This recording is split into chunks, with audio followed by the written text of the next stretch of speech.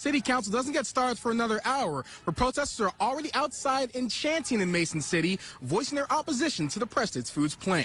From the Amtrak train that stops by the city station daily to the various freighters that haul goods through town, the railroad has a strong presence in Winona. The last time lawmakers came to Capitol Hill, it was a very divided session, which ended with many bills being passed at the last moment. Now Hassard is known as something else, inmate number 47991-424, and the newest resident of Rochester's Federal Medical Center. When a church group camping by the river evacuated their tents during the storm, they didn't know what they would find when they came back.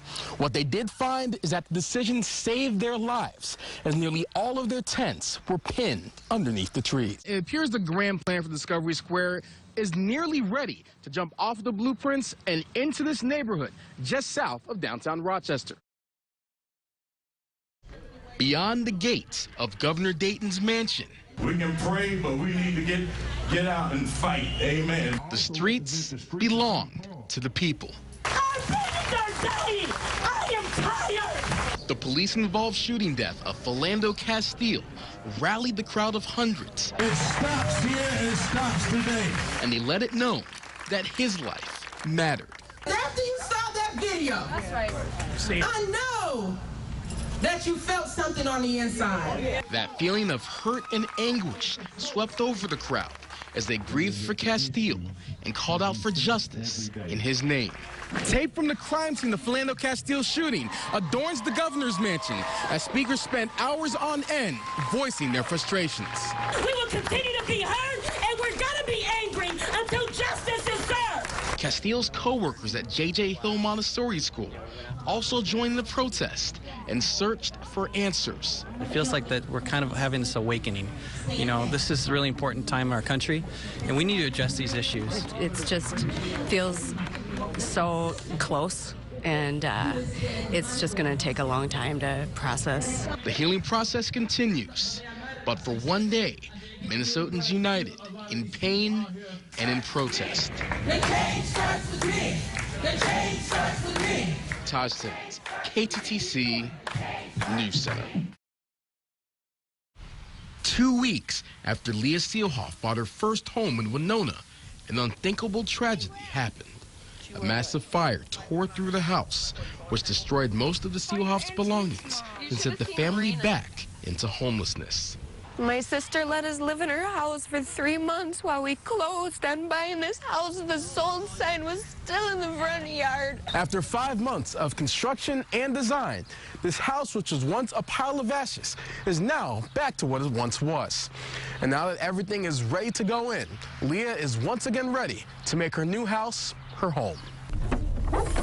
The newly renovated house passed its inspection on Monday, which means Leah and her family can move in once more.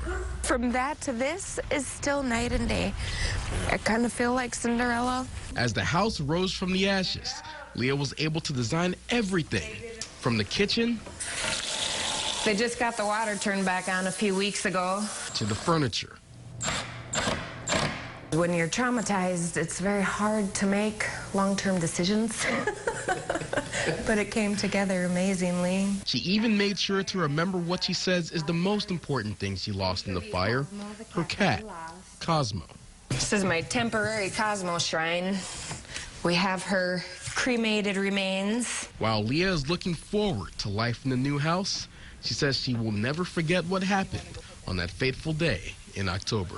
It's important to always know exactly where you came from. That's what makes you. It's what we're made of, our experience. Taj Simmons, KTTC News Center.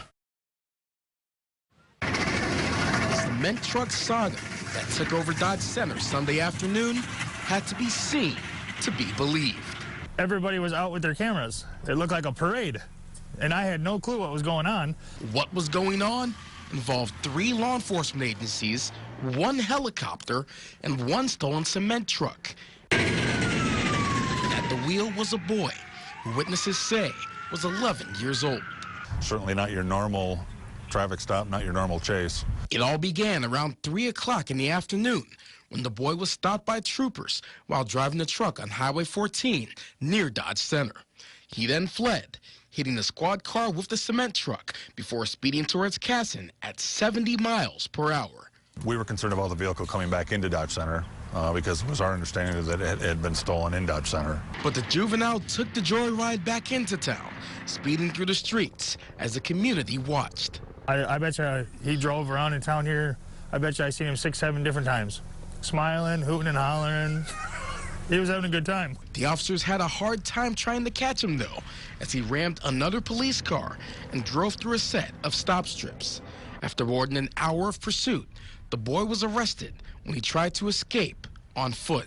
We had the State Patrol helicopter following the vehicle so we could safely follow the vehicle until it actually stopped. While the boy will now face the long arm of the law, he also might face some additional punishment from his parents. I talked to his dad. He wasn't very happy. However, that crazy day in Dodge Center came to a peaceful end, and the memory of the chase has been cemented on the minds of everyone who saw it.